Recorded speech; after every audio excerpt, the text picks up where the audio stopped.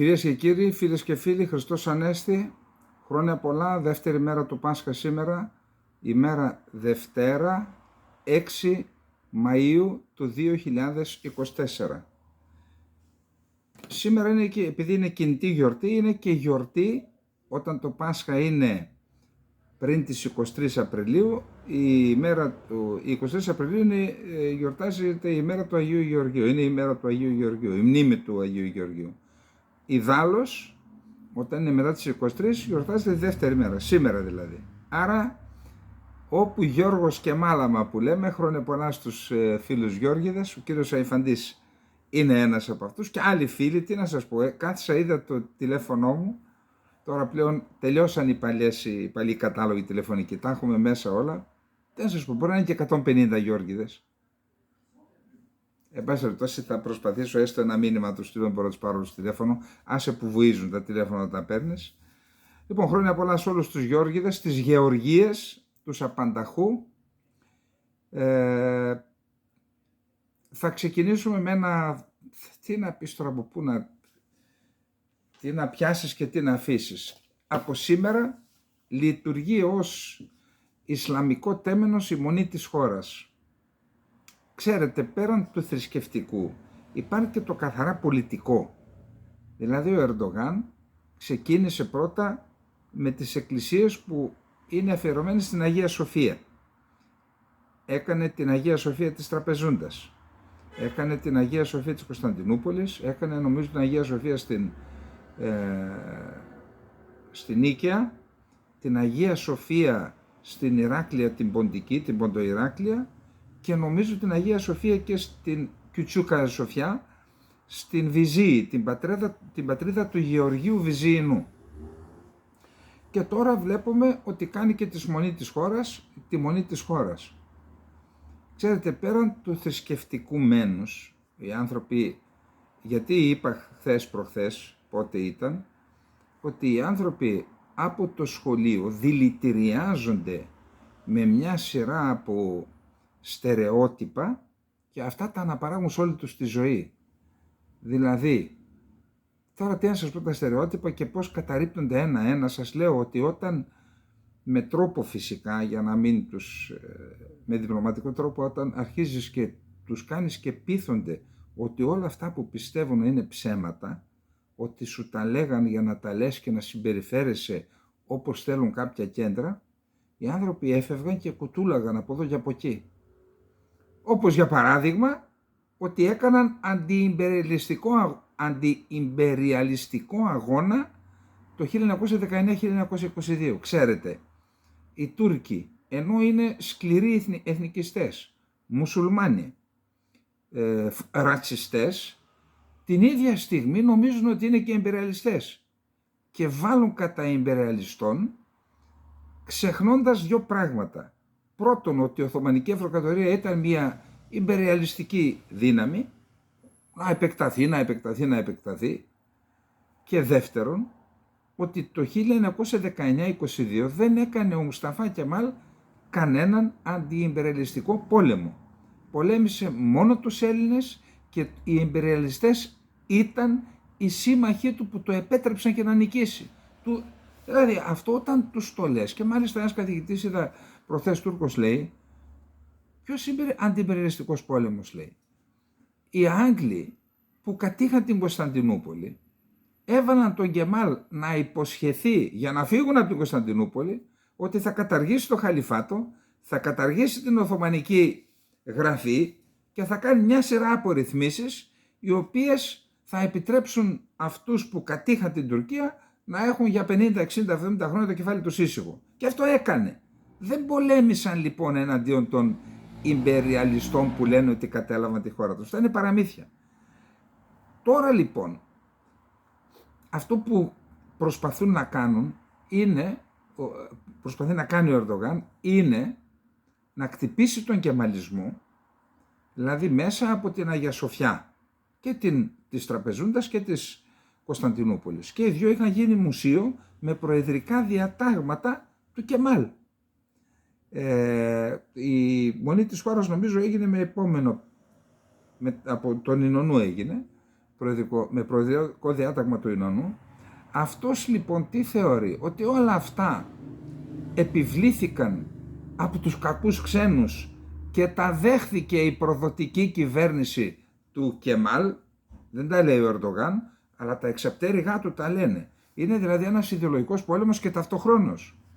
Τι θέλει να πει? Εμείς, λέει, είναι και νεοοθωμανική πρακτική αυτή. Εμείς όταν καταλάβαμε τις περιοχές όπου πήγαινε ο πορθητής, αμέσως πήγαινε σε μία εκκλησία και προσευχόταν. Και εκείνη η εκκλησία την επομένη γινόταν τζαμί.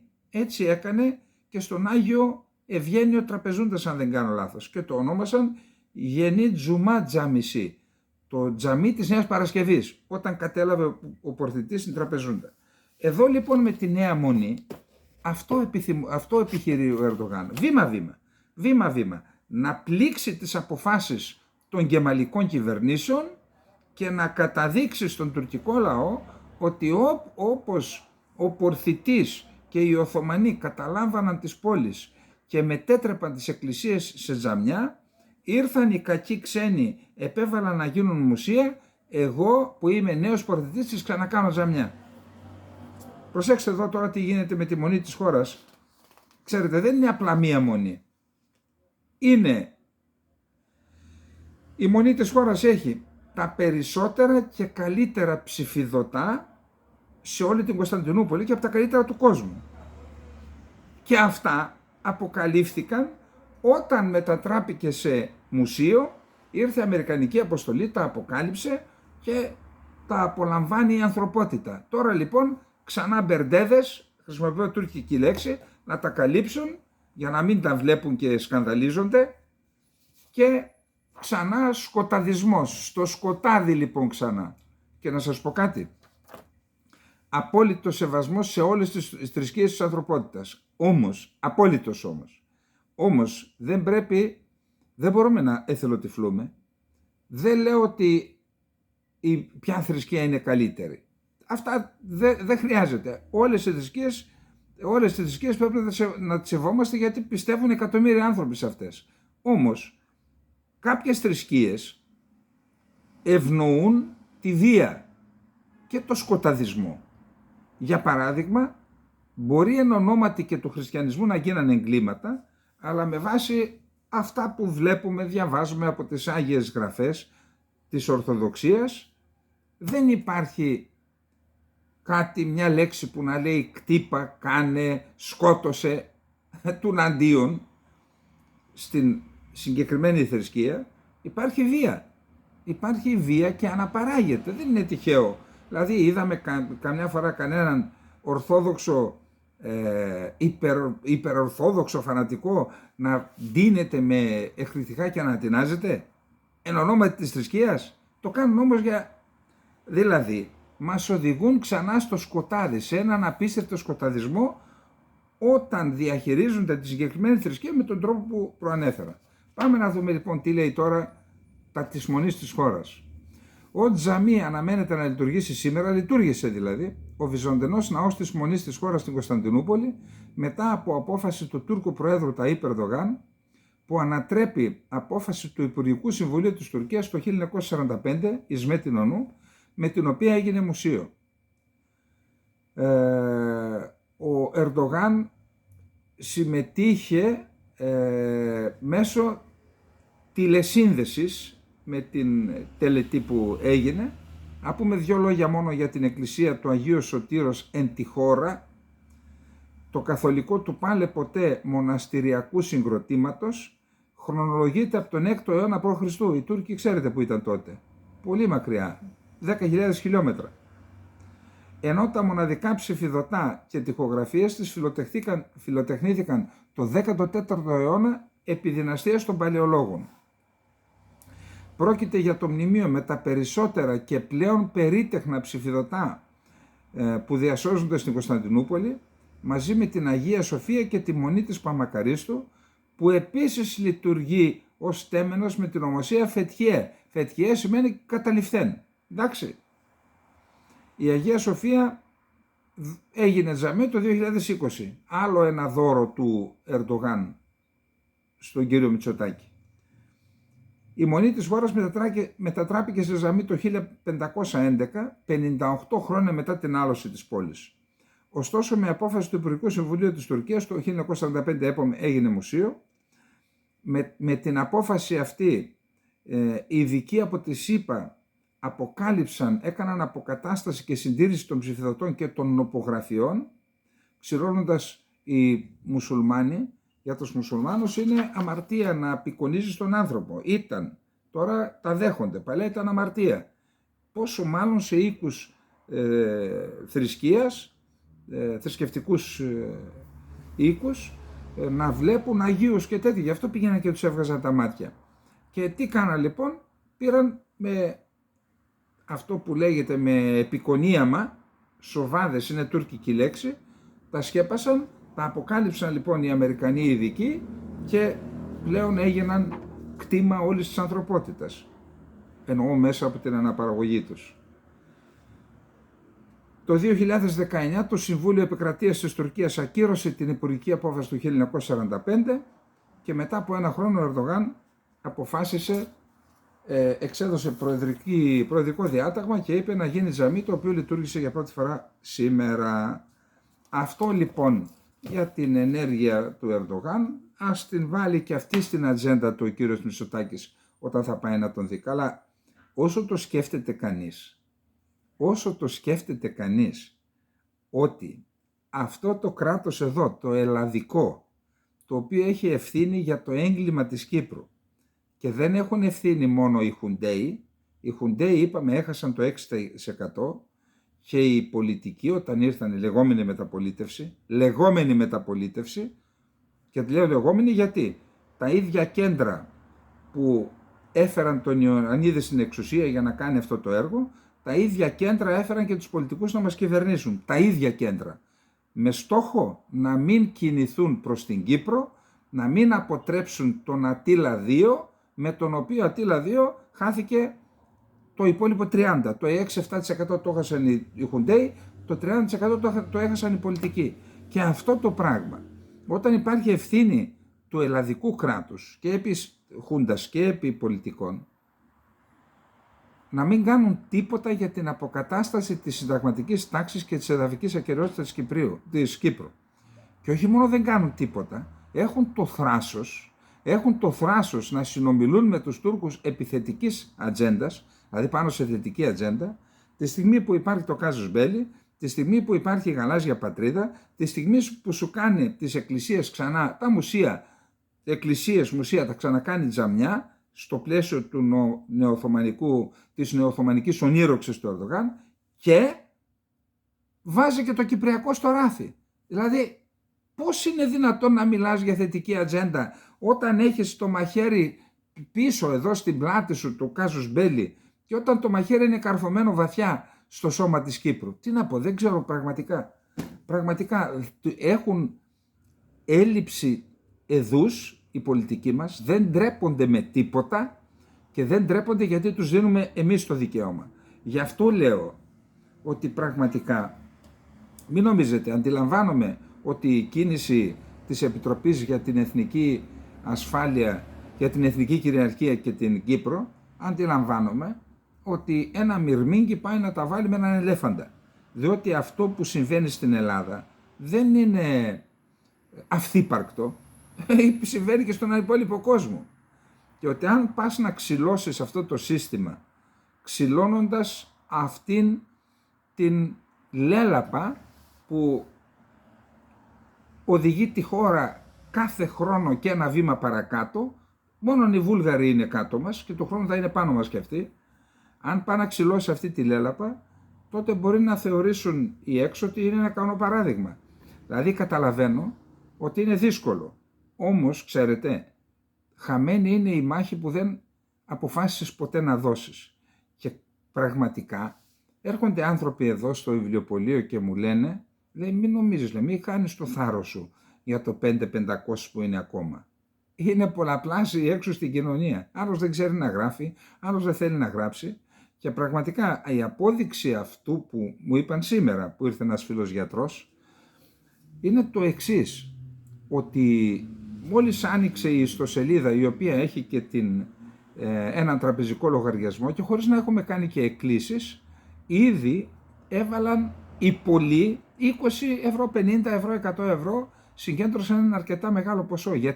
Γιατί και τα ψηφοδέλτια, μην νομίζετε, θέλει κανένα 30-40 χιλιάδες και για τα μέσα κοινωνικής δικτύωσης θέλει άλλα τόσα. Άρα το γεγονός ότι όντως σε 2 μέρες μόνο συγκεντρώθηκε ένα σεβαστό ποσό, 6-7 χιλιάδες νομίζω, δείχνει ότι ο κόσμος θέλει να δημιουργήσει την ελπίδα. Συμμετέχω λοιπόν και προχωράμε. Πάμε να δούμε τώρα, είχαμε μια επέτειο. Υπόψη ότι οι Τούρκοι δεν πιστεύουν ότι βίασαν τις Ελληνίδες στην Κύπρο. Ο τουρκικός λαός λέει, μα εμείς δεν είναι δυνατόν. Είναι αυτά που τους βάζουν στο μυαλό από το σχολείο. Δεν είναι δυνατόν, λέει, εμείς ούτε σκοτώσαμε, λέει, ο Τούρκος γενναίος στρατιώτης δεν σκοτώνει άμαχους, δεν σκοτώνει εχμαλώτους. Και έρχεται λοιπόν τώρα το 5 Μαΐου, σαν χθες δηλαδή, αλλά δεν ήθελα πασχαλιάτικα να το πω την πρώτη μέρα, του 1937 έγινε η εθνοκάθαρση παύλα γενοκτονία στο Ντερσίμ. Το Ντερσίμ είναι ένας νομός που βρίσκεται νότια του Πόντου, της περιοχής του Πόντου. Και κάποια έθιμα, λαϊκά έθιμα, δρόμενα, έχουν ομοιότητες με αυτά του Πόντου και της Ελλάδας. Εν πάση περιπτώσει, το Ντερσίμ μέχρι το 35 Ντερσίμ μετά ονομάστηκε Τούντζελι. Τούντζελι σημαίνει σιδηρά γροφιά και όχι άλλες μεταφράσεις. Είναι ένας νόμος που βγήκε στον νομό αυτόν του Τούντζελι, στο Ντερσίμ, κατοικούσαν μόνον Κούρδοι, Αλεβίτες, Ζαζά. Ζαζά είναι μια φυλή Κούρδων που μιλάει τη γλώσσα Ζαζά και η Ντίμιλη, που είναι ένα παρακλάδι της κουρδικής γλώσσας. Ανήκει στην ευρεία οικογένεια των κουρδικών γλωσσών, των ιρανικών γλωσσών. Και εκεί λοιπόν αυτοί οι άνθρωποι δεν είχαν τζαμιά. Όντως είναι μια ορεινή περιοχή, την έχω επισκεφτεί, και ήταν ανυπότακτη. Δηλαδή ήταν το μοναδικό κομμάτι που το 1935 είχαν προηγηθεί οι εξεγέρσεις του Σεΐχ Σαΐντ και του Άγρη, νομίζω του Αραράτ, τους είχαν καθαρίσει εκεί οι Τούρκοι, είχαν επιβάλει μια τάξη, αν θέλετε, στους κουρδικούς πληθυσμούς. Η μόνη περιοχή λοιπόν που ένεκα και των παραδόσεων, γιατί ήταν σε φυλές, φατρίες, αλλά και της γεωγραφίας του τόπου, αυτή ήταν ελεύθερη στην ουσία. Και με σχέδιο έβαλαν ένα στρατηγό εκεί στην περιοχή και το έδωσαν υπερεξουσίες και σταδιακά άρχισε να θέτει σε εφαρμογή το σχέδιο επιχειρήσεων με βάση το οποίο σαν σήμερα ξεκίνησε η τελική φάση, από το 1935 ήταν, αλλά σαν σήμερα ξεκίνησε η τελική φάση, χωρίς να υπάρχει εξέγερση, χωρίς να υπάρχει καμία απειλή στην ιστορική ασφάλεια της Τουρκίας. Με σχέδιο λοιπόν η περιοχή αριθμούσε 70.000 κατοίκους, οι μισοί εξοντώθηκαν. Δηλαδή επίσημα οι Τούρκοι λένε ότι είναι 14.000 νεκροί, οι Κούρδοι λένε ότι είναι διπλάσιοι και άλλοι τόσοι εκτοπίστηκαν. Μέχρι και στη Σμύρνη έβλεπα. Είναι ένα χωριό κοντά στη Φώκια, το οποίο είχε Κούρδους Αλεβίτες από τότε. Τους εκτόπισαν για να λύσουν το πρόβλημα. Και φυσικά σκότωσαν, κρέμασαν, απαγχώνησαν δηλαδή την ηγεσία των φατριών για να τελειώνει αυτή η ιστορία. Ποιο είναι το ζήτημα? Το ζήτημα είναι ότι σε αυτή την επιχείρηση χρησιμοποιήθηκαν αέρια, χημικές ουσίες δηλαδή, που τους είχαν προμηθεύσει οι Γερμανοί, τα οποία τα πέταξαν με αεροπλάνο, όπου είχαν καταφύγει για να μην μπουν οι μονάδες σε δάφους και έχουμε μάχες και έχουν και απώλειες. Έβαζαν τα αεροπλάνα από πάνω, πετούσαν τα χημικά αέρια και τους σκότωναν τους ανθρώπους. Ξέρετε ποιος ήταν ανάμεσα στους αεροπόρους που πέταξαν τα χημικά? Ήταν η Σαμπιχά Γκιοξέν. Τι εστί Σαμπιχά Γκιοξέν? Η Σαμπιχά Γκιοξέν λοιπόν ήταν μία Αρμενοπούλα, ορφανή, τους γονείς της τους είχε δολοφονήσει η Νεότουρκη και η Κεμαλική, ο ίδιος ο Κεμάλ, και τότε ήταν μόδα να παίρνουν, να υιοθετούν ορφανά. Μιλάμε ότι υπήρχαν δεκάδες χιλιάδες, πάνω από 100.000 ορφανά Αρμενόπουλα, τα οποία τα πήραν σε οικογένειες και τούρχεψαν τα παιδιά. Αυτή λοιπόν την Αρμενοπούλα την πήρε ο Κεμάλ και την έκανε την πρώτη Τουρκάλα αεροπόρο της πολεμικής αεροπορίας και την έβαλε και έριξε τα χημικά και προς τιμήν της έβαλαν και το αεροδρόμιο Σαμπιχά Γιοξέν που βρίσκεται στην ανατολική ακτή της Κωνσταντινούπολης.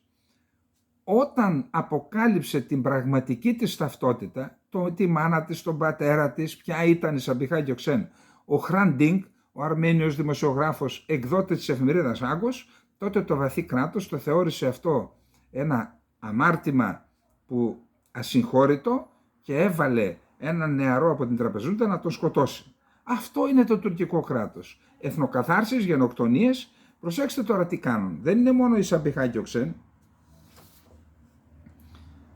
Ο γενικός διοικητής λοιπόν και κυβερνήτης Αμπντουλάχ Αλμπντογάν, στρατηγός έτσι, ξεκίνησε μια εκστρατεία που υπερεύει κατά πολύ κάθε έννοια αντιπίνων. Σε όλη τη διάρκεια του καλοκαιριού, ξεκίνησε σαν προχθές, ο στρατός επιτίθενταν σε όλες τις φυλές ανεξάρτητα αν υποστήριζαν την κυβέρνηση ή όχι και εκτελούσε τα μέλη τους χωρίς διάκριση, είτε ήταν πολεμιστές είτε απλοί πολίτες. Χιλιάδες, αν όχι δεκάδες χιλιάδες κάτοικοι του Ντέρσιμ σκοτώθηκαν στην εκστρατεία, γυναίκες και παιδιά πανθρακώθηκαν, έγιναν βιασμοί, καλά εντάξει, και μαζική χρήση αεροπορικών επιθέσεων και με βόμβες και με χημικά. Μαρτυρίες επιζώντων αναφέρονται στην κοινή πρακτική βιασμών από στρατιώτες και σε αυτοκτονίες γυναικών για να γλιτώσουν από αυτούς. Ο Σεΐντ Ριζά, ο ηγέτης μιας φυλής σημαντικός, εκτελέστηκε παρά την προχωρημένη ηλικία του, σχεδόν 80 χρονών, μαζί με το γιο του, τον Νοέμβρη του 1937. Είπαμε τη Σαμπιχά Γιοξέν για να την τιμήσουν για τα εγκλήματα που έκανε, της βάλαν το όνομα. Όσον αφορά τον Αμπντουλάχ Αλμπντογάν, γενικό διοικητή του Ντέρσιμ, ο οποίος διεύθυνε την επιχείρηση, το κράτος τον τίμησε δίνοντας το όνομά του στο στρατόπεδο δίπλα στο αεροδρόμιο του Ελαζίνγκ. Εκεί ήταν η έδρα του, από όπου ξεκίνησε την επιχείρηση. Το όνομα παραμένει μέχρι και σήμερα. Εντάξει. Λοιπόν, και φυσικά έχουμε το όνομα του νομού, το σβήσανε, το Ντέρσιμ, και το βάλαν Τούντζελι, το όνομα της επιχείρησης με την οποία τους έκαψαν. Και σιδηρά χείρ για να θυμίζει στους κατοίκους που έχουν μείνει εκεί, κάμια 70.000 πόσοι είναι, η σιδηρά χείρ του κράτους είναι από πάνω από το κεφάλι σας.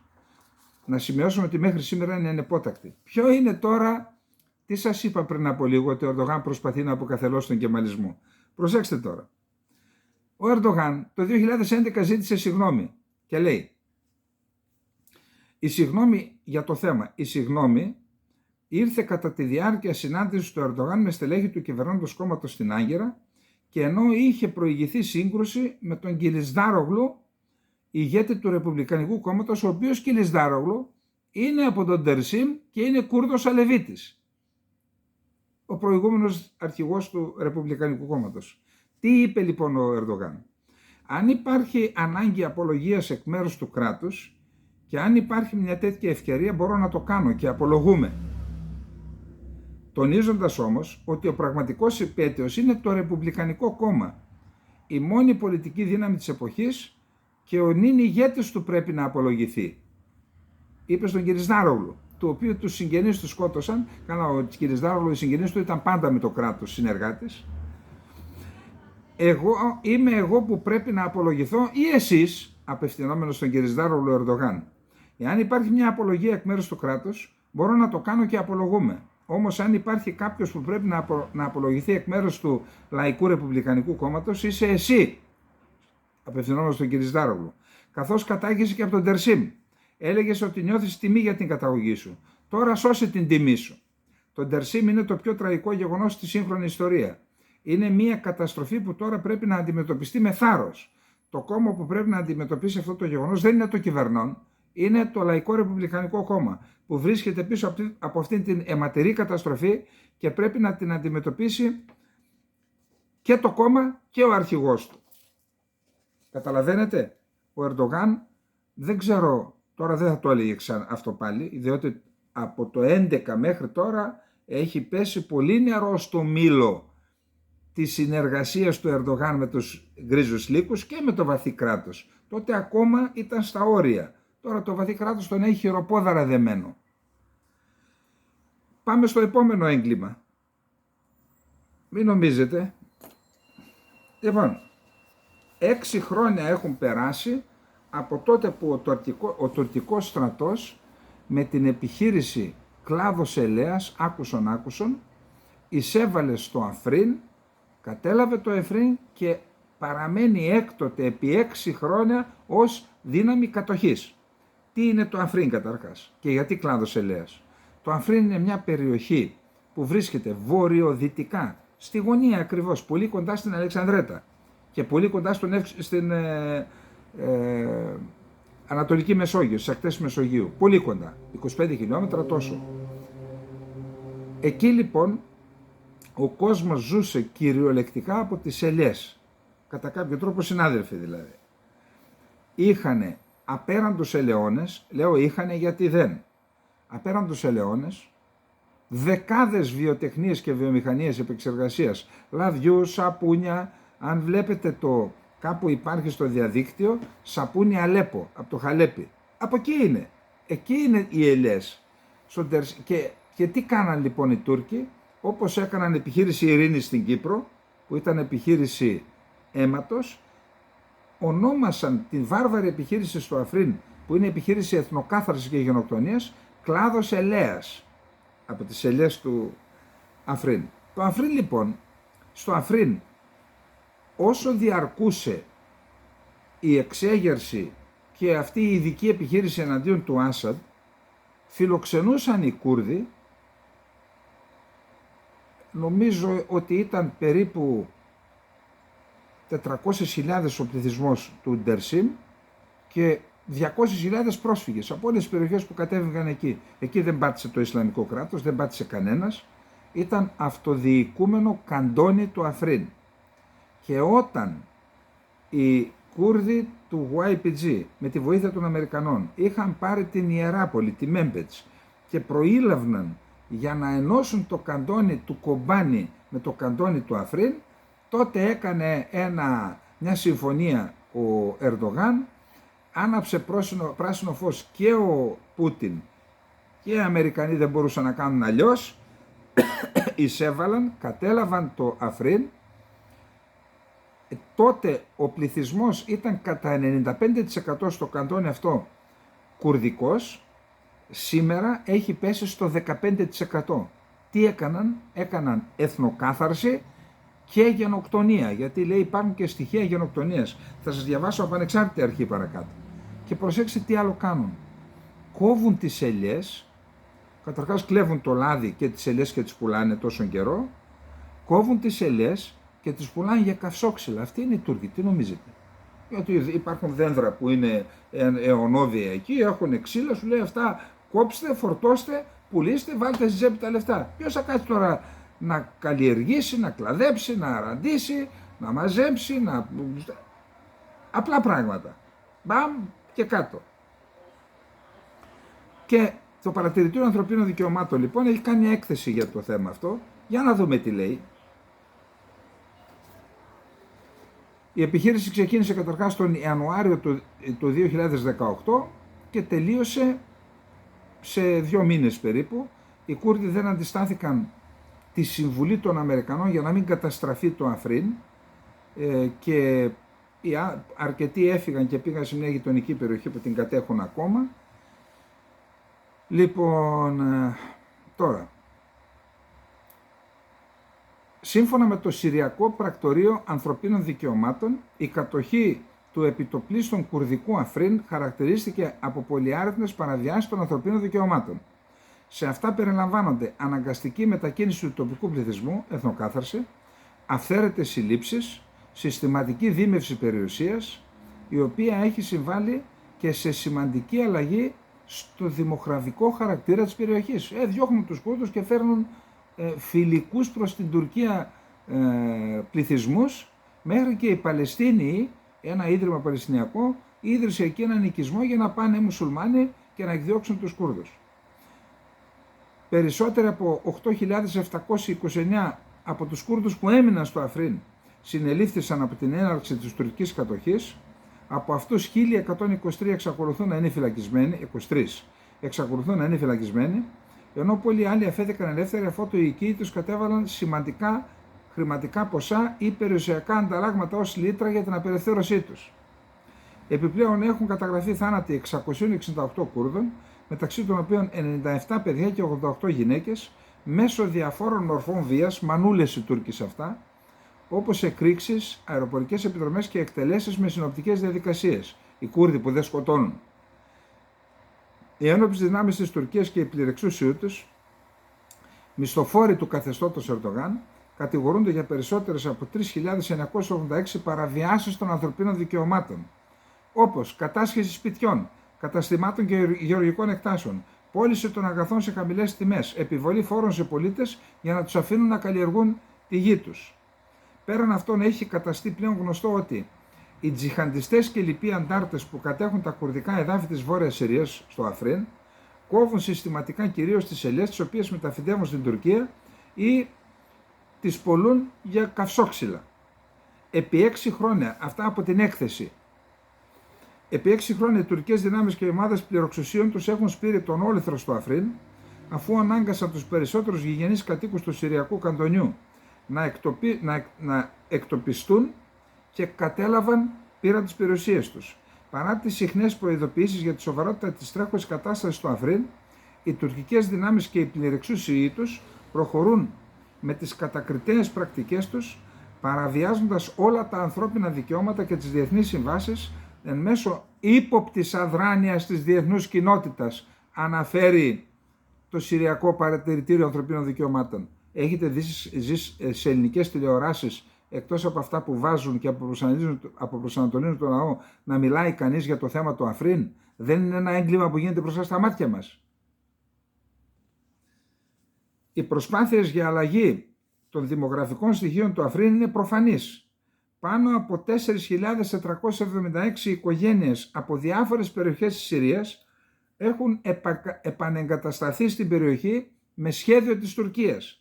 Το 2023 κατασκευάστηκε ένα νέο συγκρότημα κατοικιών με την επωνυμία Ασναντίν Φελαστίν υπό την επίβλεψη των τουρκικών ενόπλων δυνάμεων, ενισχύοντας περαιτέρω τη δημογραφική αλλαγή. Γιατί δεν προσφεύγουν κάποιοι στο Διεθνές Ποινικό Δικαστήριο να βγάλει για τους διοικητές και τον Γκουλέρ που μας το παίζει τώρα και ειρηνιστής? Γιατί δεν βγάζουν ένα διεθνές ένταλμα σύλληψης για αυτούς? Δεν κάνουν έγκλημα πολέμου? Το έργο στοχεύει να στεγάσει μέλη φιλοτουρκικών συριακών δυνάμεων όπως η τζιχαντιστική φατρία, τρομοκρατική οργάνωση Αχράρ Αλ-Σαμ. Αυτό συνεχίζει την πολιτική εκδίωξη του γηγενούς άμαχου πληθυσμού του Αφρίν και την αντικατάστασή τους με οικογένειες πιστές στις υποστηριζόμενες από την Τουρκία φατρίες.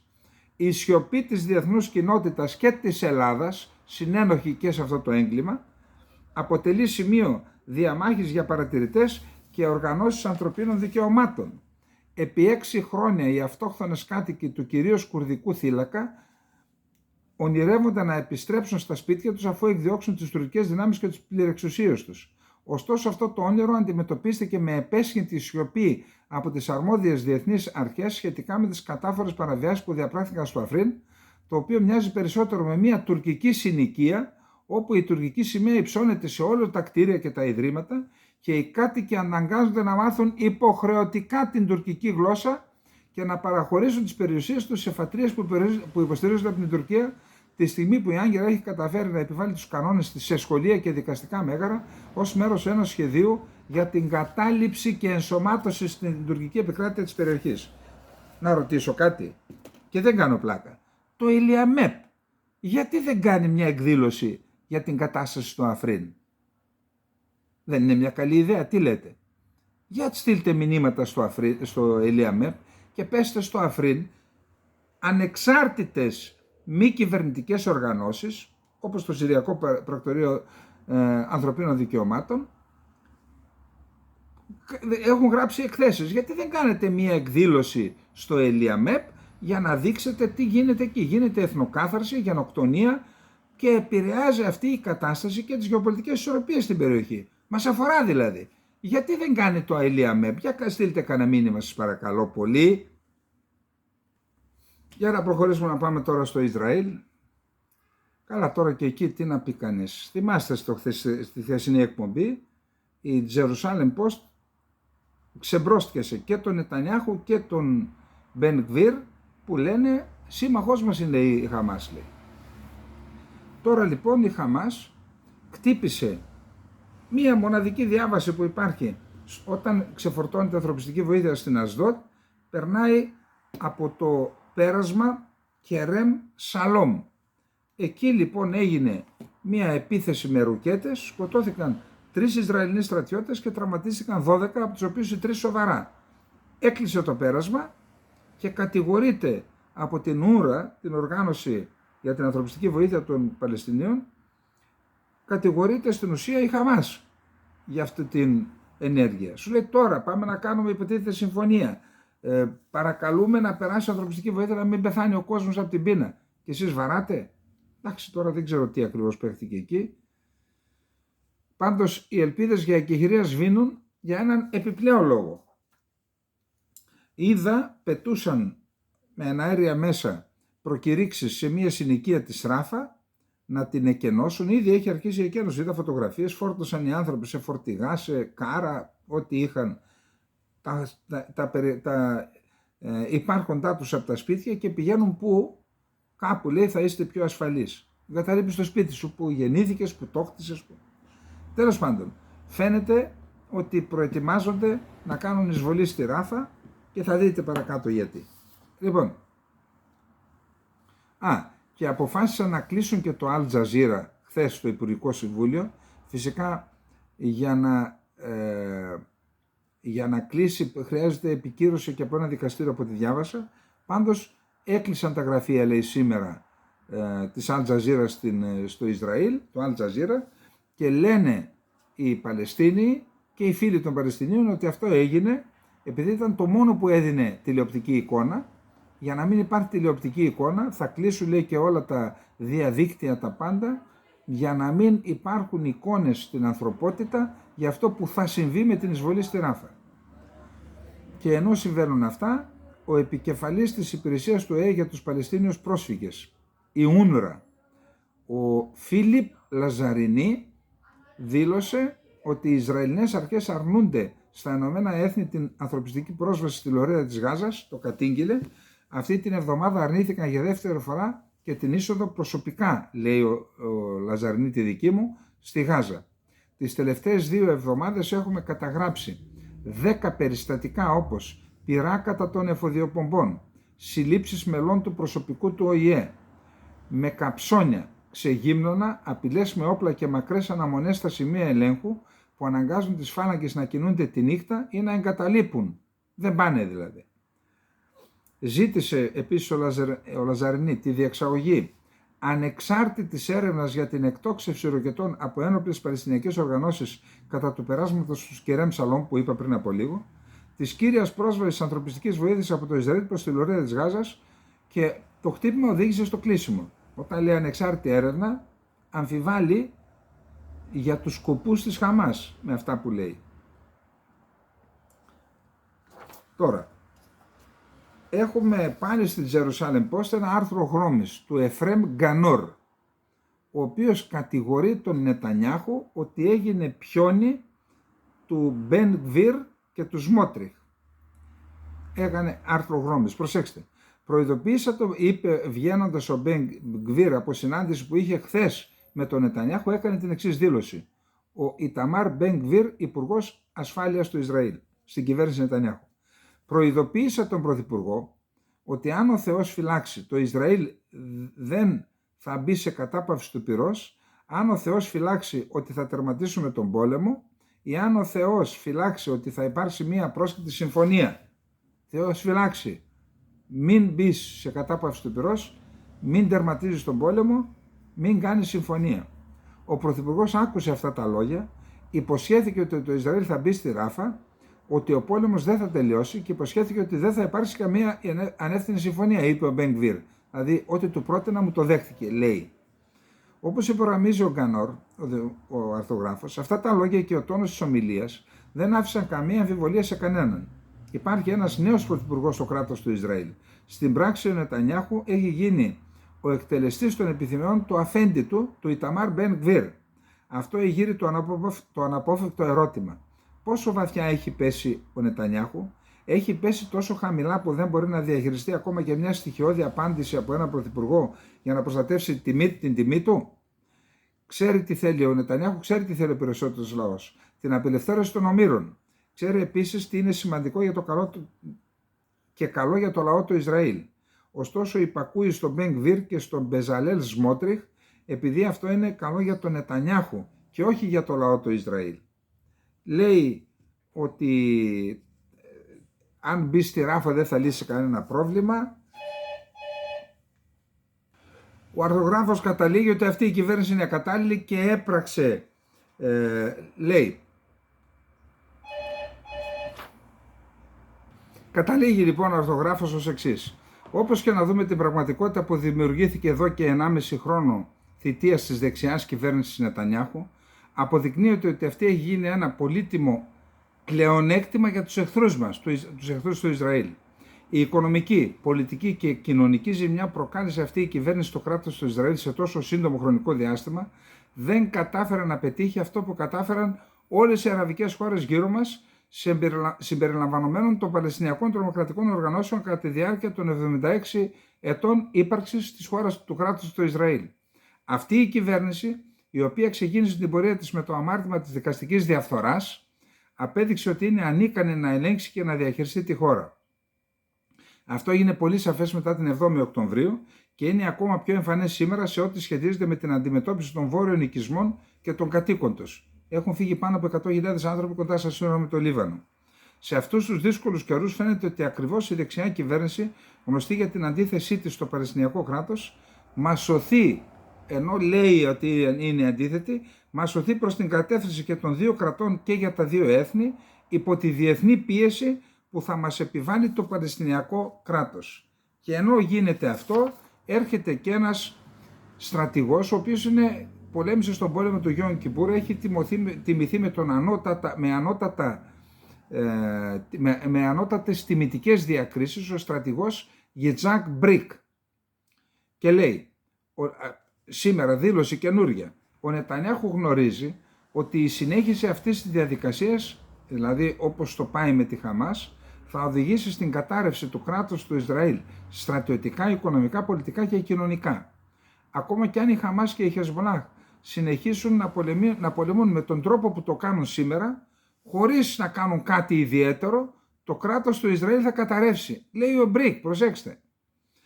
Ο Νετανιάχου γνωρίζει πολύ καλά ότι βρισκόμαστε σε στρατιωτικό αδιέξοδο τα τελευταία 20 χρόνια. Ενώ λέει είχαν προβλεφθεί να γίνουν 6 τμήματα για να πολεμήσουν σε 6 διαφορετικά μέτωπα, κατασκεύασαν ένα μικρό χερσαίο στρατό που με τα βίας μπορούσε να πολεμήσει σε έναν τομέα. Σε ένα περιφερειακό πόλεμο θα έπρεπε να πολεμήσουμε σε 6 τομείς ταυτόχρονα. Ο Νετανιάχου γνωρίζει ότι αυτή η κατάσταση έχει οδηγήσει σε τρομερές συνέπειες στον πόλεμο κατά της Χαμάς στη λωρίδα της Γάζας. Η Χαμάς επέστρεψε στις περιοχές από τις οποίες αποχώρησε ο Ισραηλινός στρατός στη λωρίδα της Γάζας. Η πρόθεση του στρατού να συνεχίσει τον πόλεμο φθοράς κατά της Χαμάς μέσω επιδρομών δεν αποφέρει κανένα όφελος, γιατί αυτές οι επιθέσεις είναι απλώς μια σταγόνα στον κάδο που αποδυναμώνει τη Χαμάς. Ο Νετανιάχου γνωρίζει καλά ότι όσο συνεχίζεται ο πόλεμος φθοράς κατά της Χαμάς, η Χεσμολάχ θα συνεχίσει επίσης να εξαντλεί τις δυνάμεις μας στα βόρεια σύνορα και αυτό έχει πολύ επικίνδυνες συνέπειες, μας είπε προηγούμενος. Ο Νετανιάχου καταλαβαίνει επίσης ότι η είσοδος στη Ράφα δεν θα φέρει κανένα αποτέλεσμα, αλλά αντίθετα θα επιδεινώσει το πρόβλημα στο δεκαπλάσιο. Η είσοδό μας στη Ράφα θα καταστρέψει εντελώς τις σχέσεις μας με τις χώρες του κόσμου και με τις αραβικές χώρες με τις οποίες έχουμε ειρήνη. Αυτό θα έχει πολύ τρομερές συνέπειες, πρώτα απ' όλα στην απομόνωση του κράτους του Ισραήλ στον πολιτικό και οικονομικό τομέα και το εμπάργο όπλων που έχει ήδη ξεκινήσει. Σημειώνεται ότι ο Biden απαγόρευσε, μπλοκάρισε αποστολή πυρομαχικών στο Ισραήλ. Είναι το πρώτο εμπάργο που κάνουν οι ΗΠΑ. Αυτό έγινε σήμερα. Η Χαμάς ήταν ήδη καλά προετοιμασμένη για να μπει στη μάχη και μας ετοίμασε μια στρατηγική ενέδρα με παγίδες και ακριτικά στους δρόμους, τις πλατείες και τα ίδια τα σπίτια. Θα περάσουν μήνες πριν οι έφηδες στρατιώτες υπακούσουν στις εντολές για να καταταγούν, όπως έγινε με ελεξιωτιστές, όπου δεκάδες από αυτούς αρνούνται να ξαναστρατευτούν. Καμπανάκι βαράει ο στρατηγός. Η Χεσμολάχ είχε προηγηθεί μια αεροπορική επίθεση του Ισραήλ στην πόλη Σίφρη που βρίσκεται στην κοιλάδα Μπεκά, όπου εκεί είναι μία από τις έδρες της Χεσμολάχ. Χτύπησαν ένα εργοστάσιο, κατέστρεψαν ένα κτίριο, τραυματίστηκαν, λέει, η Χεσμολάχ 3 πολίτες και ως απάντηση εκτόξευσαν δεκάδες ρουκέτες στην έδρα της στρατιωτικής διοίκησης του Ισραήλ στα υψώματα του Γκολάν. Η Χεσμολάχ εκτόξευσε δεκάδες ρουκέτες κατιούσα με στόχο το γενικό στρατηγείο της μεραρχίας του Γκολάν στη βάση της Ναφά. Ανέφερε σε ανακοίνωσή της η οργάνωση, διευκρινίζοντας ότι πρόκειται για απάντηση στην επίθεση του εχθρού στην Μπεκά, όπως είπα. Τώρα, για να δούμε ακριβώς τι έγινε εκεί πέρα, γιατί είδα και κάποιες βιντεάκια και εκρήξεις. Το Ισραηλινό Channel 14. Μετά το χτύπημα των σιρήνων στο νότιο Γκολάν, δεκάδες εκρήξεις ακούστηκαν στην περιοχή. Τα τελευταία λεπτά, την ώρα δηλαδή που το είδα, περίπου 70 ρουκέτες εκτοξεύθηκαν στην περιοχή νότια των υψωμάτων του Γκολάν, στο βόρειο τμήμα της χώρας, αρκετές από τις οποίες αναχαιτίστηκαν από το αντιαεροπορικό και αντιπυραυλικό σύστημα. Επίσης, επιθέσεις ακριβίας της Χεσμολάχ έγιναν σε 2 κρυσφύγετα Ισραηλινών στρατιωτών στην πόλη Στόλα. Επίσης, ο Ισραηλινός στρατός, η πολεμική αεροπορία του Ισραήλ αναχέτησε ένα ντρόουν που κατευθυνόταν προς το Ισραήλ και ερχόταν εξ Ανατολών, δηλαδή κατά πάσα πιθανότητα το Μπαχρέιν ή το Ιράκ. Πέρασε δηλαδή πάνω από την Ιορδανία και ερχόταν, που σημαίνει ότι ανοίγουν νέα μέτωπα. Γιολάντα Ντιάζ, αντιπρόεδρος της κυβέρνησης της Ισπανίας, υπουργός Εργασίας και Οικονομίας και επικεφαλής του αριστερού μπλοκ Σομάρ. Απαιτούμε αύριο η Ισπανία να αναγνωρίσει οριστικά και επίσημα το Παλαιστινιακό κράτος. Πρέπει να σταματήσουμε αυτή τη βαρβαρότητα, δεν μπορούμε να περιμένουμε άλλη μέρα. Πριν από την αναμενόμενη χερσαία εισβολή, οι Ισραηλινές αμυντικές δυνάμεις μοίρασαν φυλάδια στους κατοίκους της Ράφα, καλώντας τους να εκενώσουν τα ανατολικά προάστια της πόλης σε μια διευρυμένη ανθρωπιστική ζώνη. Μιλάμε για τουλάχιστον 100.000 άτομα πρέπει να εκτοπιστούν. Είπαμε ότι έκλεισε το Al Jazeera, θα κλείσουν τα διαδίκτυο για να μην πηγαίνουν εικόνες και βίντεο από αυτά που θα συμβούν στην περιοχή, στη Ράφα. Η αντιπρόεδρος της κυβέρνησης του Βελγίου, Πέτρα Ντε Σούτερ, ανακοίνωσε νέες βελγικές κυρώσεις κατά του Ισραήλ. Η έκκληση του Ισραήλ για εκένωση πολιτών και προσφύγων από τη Ράφα και η ανακοινωθήσα εισβολή θα οδηγήσει σε σφαγές. Το Βέλγιο εργάζεται για περαιτέρω κυρώσεις κατά του Ισραήλ. Σήμερα το μεσημέρι θα συναντηθώ με τον Παλαιστίνιο Υπουργό Εξωτερικών Δόκτωρα Μάλκι.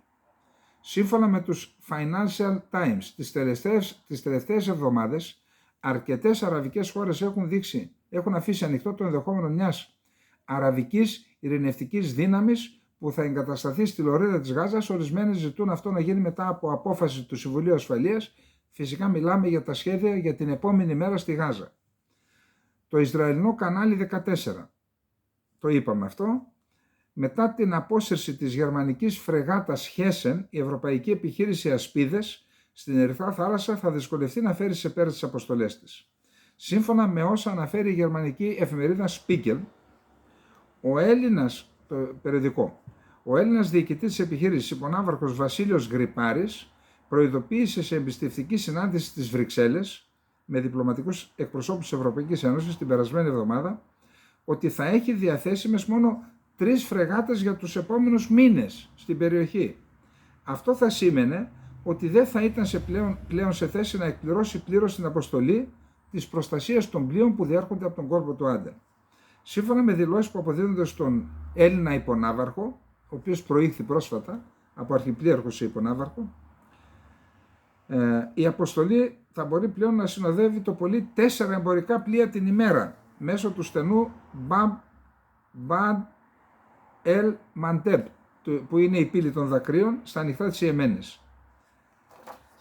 Ενώ για να μπορέσει να κάνει με ασφάλεια την αποστολή της, να φέρει σε πέρα την αποστολή της, λέει ο Έλληνας υπονάβαρχος, χρειαζόμαστε 10 πολεμικά πλοία. Τώρα, πήρε η Γερμανία την Χέσεν και θα στείλει, λέει, τη φρεγάτα Αμβούργο τον Αύγουστο. Μέχρι τότε ζήσε τον Αύγουστο που λέμε. Από τα μέσα Φεβρουαρίου, τα πολεμικά πλοία της Ευρωπαϊκής Αποστολής συνόδευσαν 96 πλοία με ασφάλεια στην Ερυθρά Θάλασσα, εξουδετερώσαν 12 μη επανδρομένα αεροσκάφη και ένα πύραυλο. Λέει όμως ότι στις 29 Απριλίου οι Χούτι κατάφεραν για πρώτη φορά να ξεπεράσουν την αεράμενα της αποστολής χρησιμοποιώντας σμήνος drones και κατέστρεψαν ένα εμπορικό πλοίο. Τέλος, το κίνημα της Χαμάς ευχαριστεί την ηγεσία της Ιεμένης, που έχει έδρα τη Σανά, δηλαδή τους Χούθη, την Ανσαρουλάχ, για την προσφορά της να φιλοξενήσει τους ηγέτες της Χαμάς στην Ιεμένη. Πάμε να δούμε τι γίνεται στις ΗΠΑ τώρα. Έχουμε πράγματα και εκεί, μην νομίζετε. Η Ινδία. Προχθές ο Biden, μιλώντας σε Ασιάτες μετανάστες στην Αμερική, είπε Ρωσία, Κίνα, Ινδία και η Ιαπωνία είναι ξενοφοβικές στην ουσία, δεν δέχονται μετανάστες, γι' αυτό δεν πάει καλά η οικονομία τους. Η Ιαπωνία αντέδρασε, τώρα αντέδρασε και η Ινδία επίσημα. Ο Υπουργός Εξωτερικών της Ινδίας, ο Τζαϊσανκάρ, λέει καταρχήν η οικονομία μας δεν βρίσκεται σε κακή κατάσταση. Η Ινδία είναι αληθινά μοναδική χώρα. Θα έλεγα ακόμη ότι στην πραγματικότητα στην παγκόσμια ιστορία είναι η κοινωνία που ήταν πάντα πολύ ανοιχτή. Διάφοροι λαοί έχουν έρθει στην περιοχή από διάφορες κοινωνίες και έρχονται στην Ινδία. Η Ινδία συγκαταλέγεται στις χώρες η οικονομία των οποίων καταγράφει την ταχύτερη ανάπτυξη παγκοσμίως. Ρυθμό 8,4% το τελευταίο τρίμηνο του 2023. Τώρα, Τραμπ ανεβάζει γράδα. Υπόψη είναι ότι ο Τραμπ δεν μπορεί να κάνει προεκλογική εκστρατεία. Μόνο Τετάρτη και Σαββατοκύριακο. Τις άλλες μέρες είναι στο εδόλιο του κατηγορημένου. Τώρα, εν πάση περιπτώσει, δεν θέλω να εκθιάσω κανέναν. Γιατί στην Αμερική ένας πρώην πρόεδρος κάθεται στο εδόλιο του κατηγορημένου? Δεν το θεωρούν ταμπού οι Αμερικανοί. Και δεν έχει καθίσει ποτέ κανένας στην Ελλάδα. Για πέστε μου, κανένας δεν έκλεψαν αυτοί. Δεν παραβίασαν νόμους. Αλλά υπάρχει ο νόμος περί ευθύνης υπουργών, υπάρχουν οι ασυλίες και τους φυλάμε. Καταλάβατε, λες και δεν είναι αυτοί οι υπεύθυνοι για την καταστροφή της χώρας. Ποιος κατέστησε την Ελλάδα απικία χρέους? Μόνο του έγινε αυτό, δεν είναι υπεύθυνοι κάποιοι? Ποιος ξεπούλησε την ελληνική περιουσία στους δανειστές? Λοιπόν, λέει λοιπόν ο Τραμπ, 6 μήνες πριν από τις αμερικανικές εκλογές, ο Τραμπ κλιμάκωσε περαιτέρω την κατηγορία εναντίον του Biden και του καθεστώτος, την οποία συνέκρινε με την Γκεστάπο, παρακαλώ. Ακούτε τι λέει. Αντί να απηχεί την αποκρουστική... Τι απάντησε ο Biden.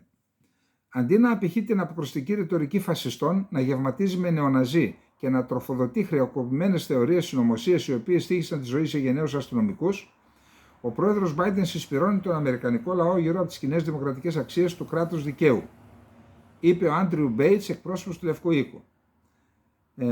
Η εκστρατεία του Τραμπ περιστρέφεται αποκλειστικά γύρω από τον ίδιο, την οργή του, την εκδίκηση και τα ψέματά του. Ήταν η ομάδα του Biden που κάνει τα προεκλογικά. Τι είπε ο Τραμπ τώρα? Απευθυνόμενος σε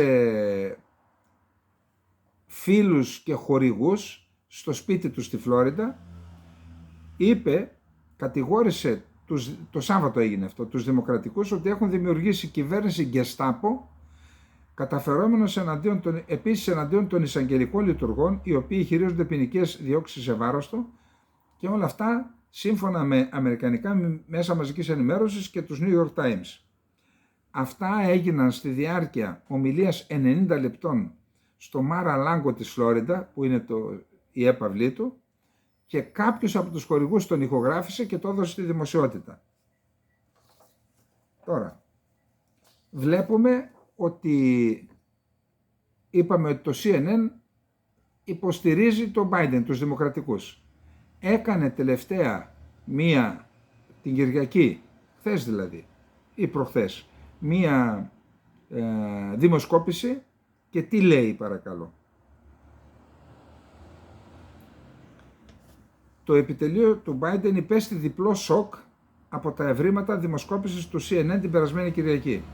Δεν είναι μόνο το προβάδισμα του Τραμπ με 6 ποσοστιαίες μονάδες, 49-43, αλλά και η άποψη που έχουν οι Αμερικανοί για το κυβερνητικό έργο των δύο αντιπάλων. Το 55% των Αμερικανών χαρακτηρίζει επιτυχημένη την προεδρία Τραμπ, ενώ μόλις το 39% έχει την ίδια γνώμη για τη θητεία Biden. Στο κριτήριο της οικονομίας το ποσοστό υπέρ του Τραμπ είναι σχεδόν διπλάσιο, 62% υπέρ Τραμπ, 32% υπέρ Biden. Ενώ στην ψήφο των νέων κάτω 35 ετών ο Τραμπ προηγείται με 51% έναντι 40% του Biden. Σε άλλη δημοσκόπηση ο Τραμπ έχει οριακό προβάδισμα σε σχεδόν όλες τις αμφίροπες πολιτείες που θα κρίνουν το αποτέλεσμα. Πολλά μπορεί να αλλάξουν μέχρι τις εκλογές 5 Νοεμβρίου. Εκείνο που σίγουρα θα δοκιμαστεί με το άνοιγμα της κάλπης είναι η αντοχή της Αμερικανικής Δημοκρατίας.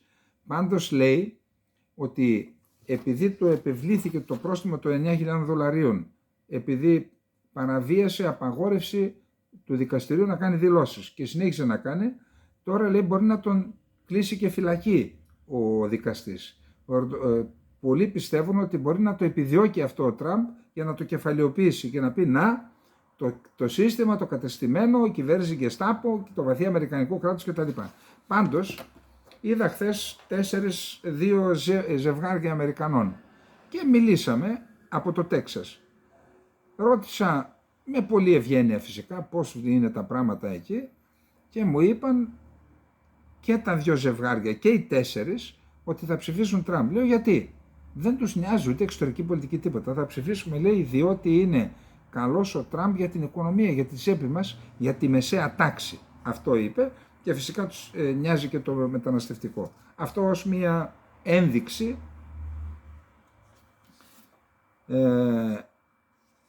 τώρα, για να δούμε εδώ τώρα τι γίνεται.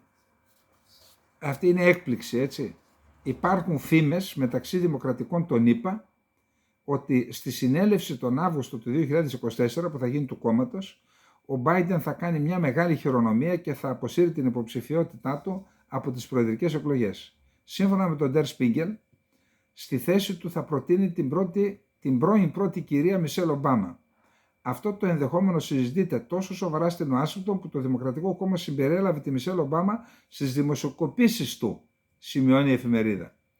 Τα αμερικανικά μέσα ενημέρωσης έγραψαν το Σεπτέμβριο ότι πολλοί υποστηρικτές του Δημοκρατικού Κόμματος στον ΗΠΑ θα ήθελαν να δουν τη Μισελ Ομπάμα ως υποψήφια.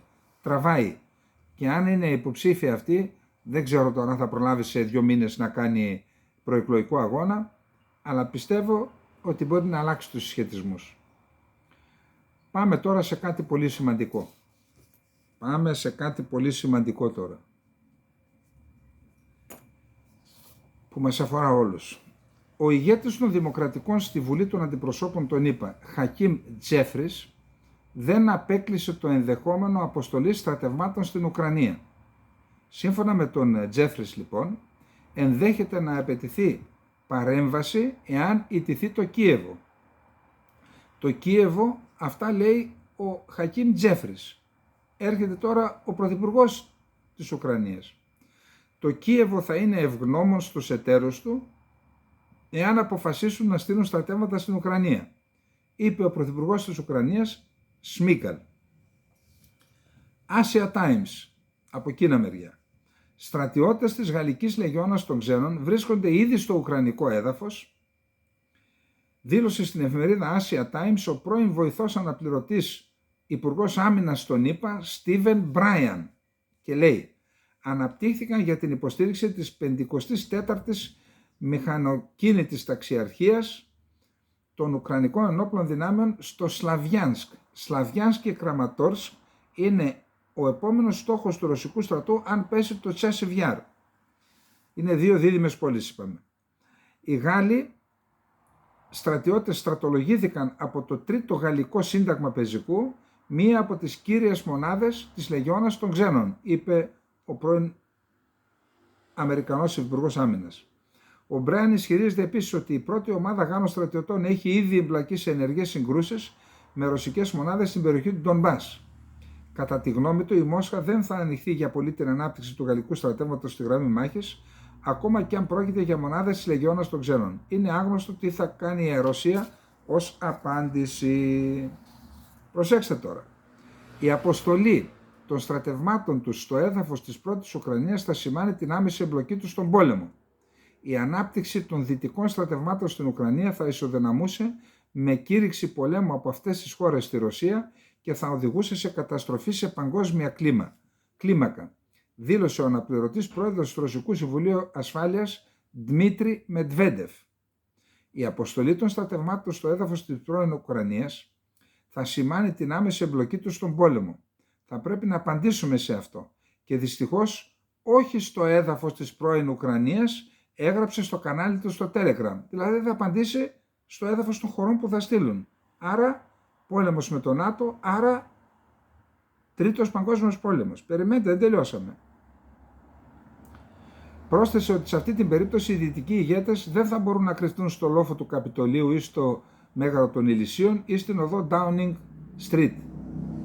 Θα επακολουθήσει μια παγκόσμια καταστροφή.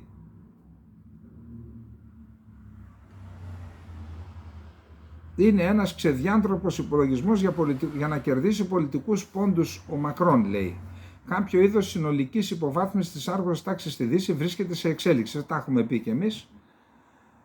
Λέει ότι το μέγεθος της καταστροφικής φύσης μιας τέτοιας σύγκρουσης ήταν κάτι που ο Κέννεντι και ο Χρουτσόφ μπόρεσαν να αντιληφθούν πριν από 60 χρόνια. Ωστόσο, οι σημερινοί ανώριμοι ηλίθιοι που ανέβηκαν στην εξουσία στη Δύση συνεχίζουν να μην το αναγνωρίζουν αυτό. Και προσέξτε τώρα, τι λέει ο Πούτιν μετά από αυτά. Ο Ρώσος πρόεδρος Βλαντιμίρ Πούτιν ζήτησε τη διεξαγωγή στο άμεσο μέλλον, μετά από όλα αυτά που είπαμε, στρατιωτικών γυμνασίων που θα περιλαμβάνουν εξάσκηση στη χρήση τακτικών πυρηνικών όπλων και στα οποία θα συμμετέχουν και στρατεύματα που σταθμεύουν κοντά στην Ουκρανία, ανακοίνωσε σήμερα το Υπουργείο Άμυνας της Ρωσίας. Σύμφωνα λοιπόν με την ανακοίνωση, τα γυμνάσια θα πραγματοποιηθούν σε απάντηση στις απειλές δυτικών αξιωματούχων εναντίον της Μόσχας, να στείλουν στρατεύματα δηλαδή. Στη διάρκεια των γυμνασίων θα ληφθεί σειρά μέτρων για την εκπαίδευση στην προετοιμασία και τη χρήση μη στρατηγικών πυρηνικών όπλων, διευκρίνησε το Ρωσικό Υπουργείο στην ανακοίνωσή του που αναρτήθηκε στο Telegram. Η άσκηση αυτή έχει στόχο να διατηρήσει το επίπεδο προετοιμασίας του στρατού και να διασφαλίσει την εδαφική ακεραιότητα και κυριαρχία της Ρωσίας μετά τις προκλητικές δηλώσεις και απειλές κάποιων δυτικών αξιωματούχων εναντίον της Ρωσικής Ομοσπονδίας. Σημειωτέων, η Ρωσία διαθέτει το μεγαλύτερο παγκοσμίως οπλοστάσιο πυρηνικών όπλων. Να πάμε τώρα και στα τελευταία νέα. Ο Ουκρανός Υπουργός Ενέργειας Γκαλουσένκο είπε ότι τις τελευταίες μαζικές επιθέσεις της Ρωσίας σε ουκρανικές ενεργειακές εγκαταστάσεις προκλήθηκε ζημιά άνω του 1 δισεκατομμυρίου δολαρίων. Οι ενεργειακές εγκαταστάσεις δέχθηκαν επίθεση σήμερα, χθες, στο Χάρκοβο και στο Σούμι. Ο Εσθονός στρατιωτικός Λέο Κούνας πιστεύει ότι για να νικήσει τη Ρωσία η Ουκρανία θα χρειαστεί 1,5 με 2 εκατομμύρια ανθρώπους στο στρατό. Για να κερδίσει τον πόλεμο, η Ουκρανία χρειάζεται να αυξήσει το στρατό της ένοπλης δυνάμεις σε τουλάχιστον 1,5 εκατομμύριο και κατά προσήμιση 2 εκατομμύρια, γιατί αυτό θα επιτρέψει την τακτική αναλλαγή μονάδων στην πρώτη γραμμή. Τι συμβαίνει? Ξέρετε, δεν αφήνεις όταν κάποιος μάχεται 1, 2, 3 μέρες. Μετά τον παίρνεις πίσω και κάνεις αντικατάσταση για να μπορέσουν να ξεκουραστούν οι άνθρωποι, δεν μπορούν να πολεμούν συνέχεια, να ξεκουραστούν, να κάνουμε αναπλήρωση απολειών, να επισκευάσουμε οχήματα, άρματα, όπλα. Δεν μπορεί να πολεμούν συνέχεια οι άνθρωποι. Λέει λοιπόν,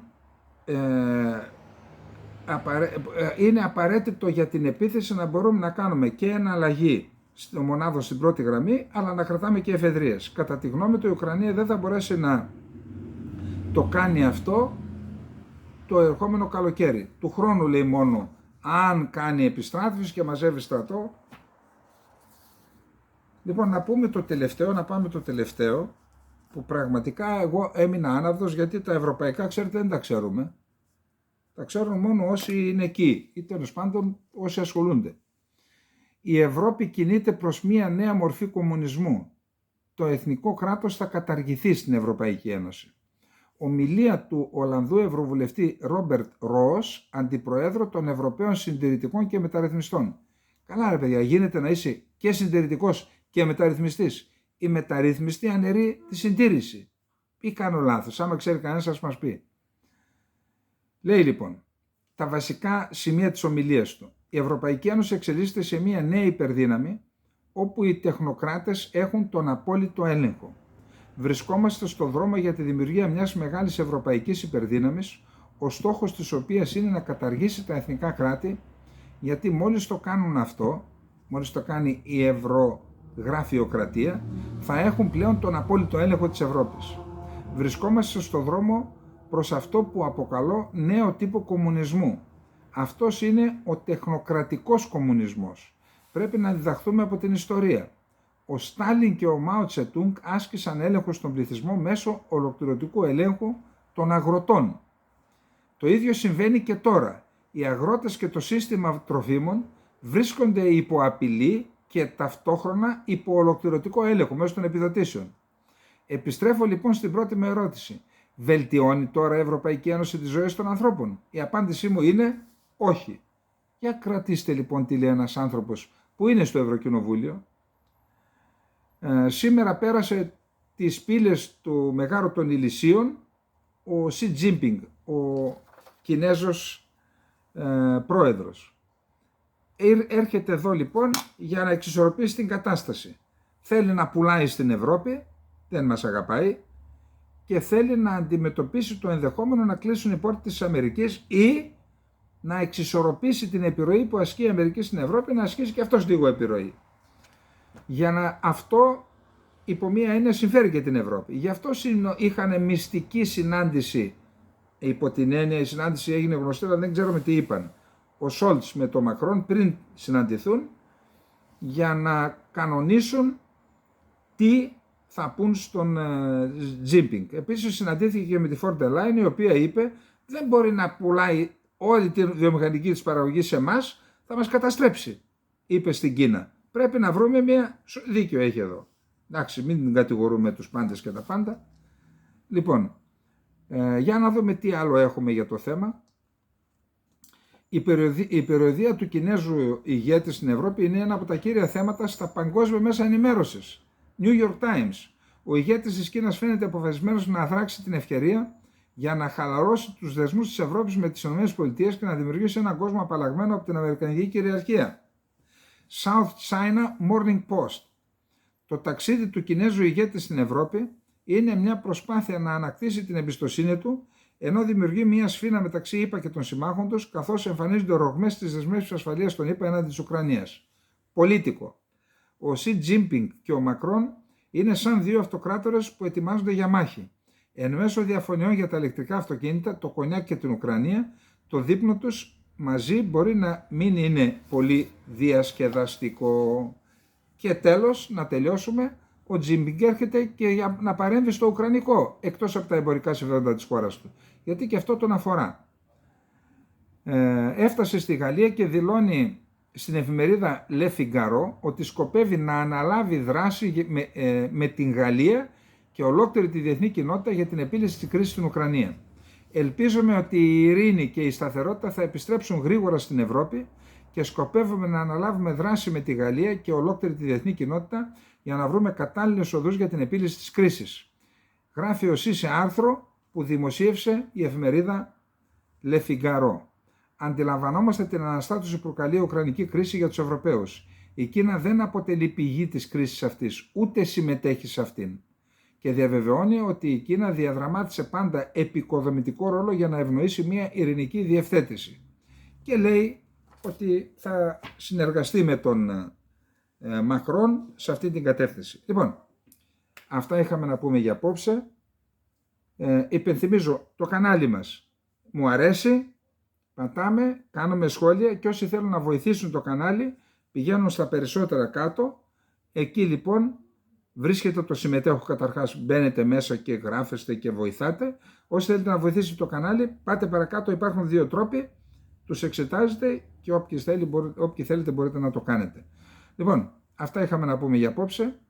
Επισημαίνω και υπογραμμίζω τις δηλώσεις του Προέδρου των Δημοκρατικών στη Βουλή των Αντιπροσώπων στις ΗΠΑ, του Μακρόν και διαφόρων άλλων και του Πρωθυπουργού της Ουκρανίας, ότι θα υποδεχθούμε τα ξένα στρατεύματα, νατοϊκά στρατεύματα, ευρωπαϊκά στρατεύματα στην Ουκρανία, και τη δήλωση και του Μετβέντεφ, κυρίως όμως του Πούτιν, που είπε ασκήσεις με τακτικά πυρηνικά όπλα κοντά στα σύνορα με την Ουκρανία.